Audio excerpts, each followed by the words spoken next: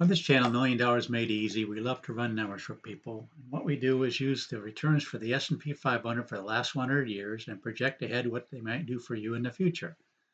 Well, I just got an interesting request because that's what I ask you to do. Give me numbers and I'll run numbers for you. This individual says, "Hi, I wonder if you could run this scenario for me."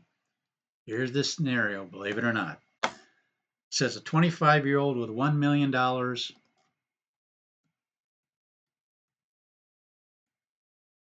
$1 million. And he wants to know, assuming my income covers all my expenses, roughly how long would it take before I can retire comfortably off my savings alone, assuming I invest them today? Well, again, retiring comfortably, that's kind of an open-ended question there. What's your definition? But I'm going to go ahead and run the numbers. Just taking this $1 million, never adding another dime, projecting ahead the returns from 100 years ago where they might be. And he wants to know how soon he can retire comfortably. Well, I assume he's wanting to retire. Doesn't want to wait. If he's 25, doesn't want to wait till he's 60 or 65. Let's just go with the 25-year numbers here. And again, what we do on this channel is run the numbers in this for the 25-year return for every single year for the last 100 years. And these are the actual returns, what you would have after 25 years. And in the red is the worst case scenario. The yellow is the median for this column, and the 53 million is the highest you're going to find in this column.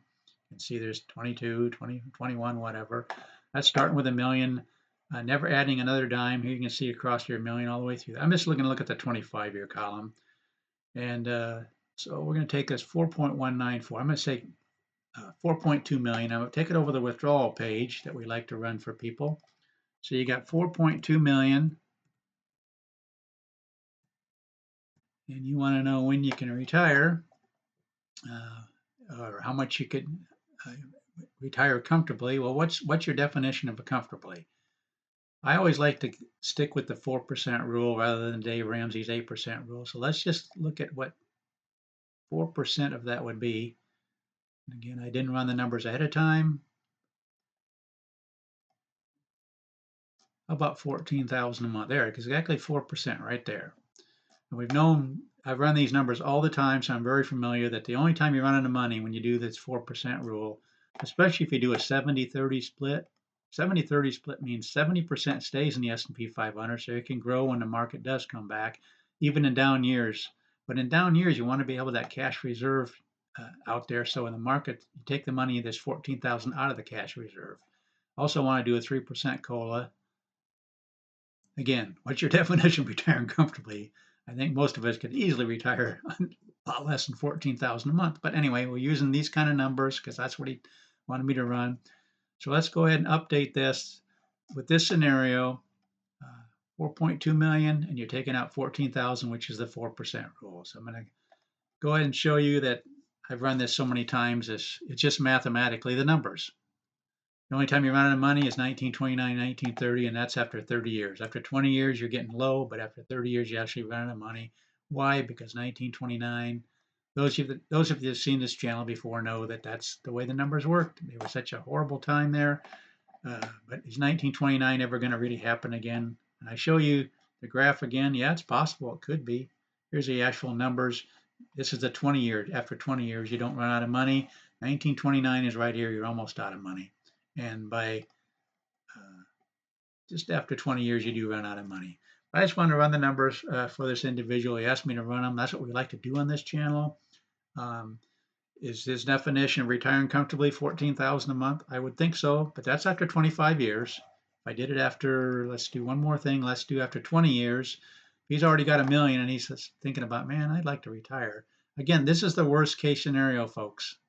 1.844 million. I'm just going to do that real quick.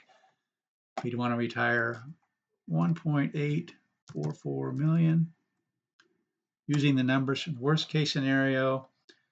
And we're going to go ahead and go back up here to see where we can find about the 4% rule. Okay, 4.07. And again, we're going to have the same situation there. You're going to have 0 and 2. 1 and 2 in this case, but because I've run the numbers enough to know. So in other words, that retiring comfortably, 6,250 a month. After 20 years of putting this $1 million into to an S&P 500 index fund and having this much to show for it. Again, this is the worst case scenario. I really should be running the $3 and $4 million because just like we just previously did. But anyway, I'm kind of rambling here, but it was an interesting question anyway. Somebody that 25 years old has $1 million and doesn't want to add any more to it, but doesn't need the money for the next 20, 25, 30 years. These are the kind of numbers we're looking at. Could he retire comfortably? It sure looks like it to me. But that's what we do for people. We run numbers for them. Just in the comment section, just just give me the numbers you want me to run, whether it's your beginning balance, if you have anything, how much you want to do a month, and we'll go ahead and do that. Um, this is what we do on this channel. We just look what the S&P 500 might do in the future, and just please in your comments, just keep it to your beginning balance, your monthly contribution, and your desired increase, and we'll run the numbers for whatever period of time, preferably at least 20 years. And again, thanks for watching this channel, and I think it's got incredible value for especially for a young person that's 30 or more years until retirement. Please consider subscribing and sharing and liking these videos because they truly can be life-changing when you see how little it takes when you have the time. Thanks for watching.